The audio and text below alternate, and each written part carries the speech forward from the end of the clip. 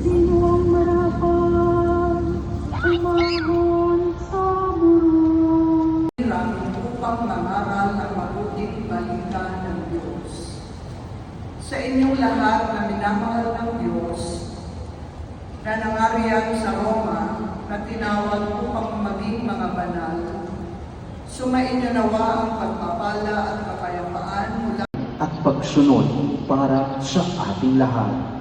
Kahit na siya'y natatakot, hindi lubos na nauunawaan ang nangyayari at may suliranin. Nagtiwala pa rin siya sa Diyos, naniniwala sa mensahe ng anghel at bukas sa pahiwatig ng banal na Espiritu. Mga kapatid, nasa ni San Jose, nagkakalito, suliranin o dilema, natatakot, hindi alam ang gagawin at iba pa.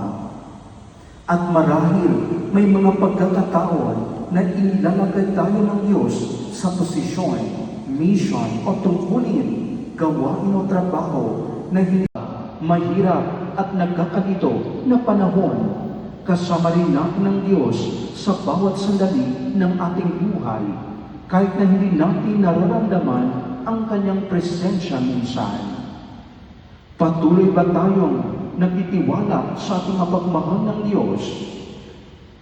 Kapag tayo ay naharap o hinahamon sa mga sitwasyong nakakalito o nakakatakot sa atin, at itanong din sa ating sarili, mga kapatid kay Kristo, bumaling ba tayo sa Diyos sa panalangin para sa kaliwanagan?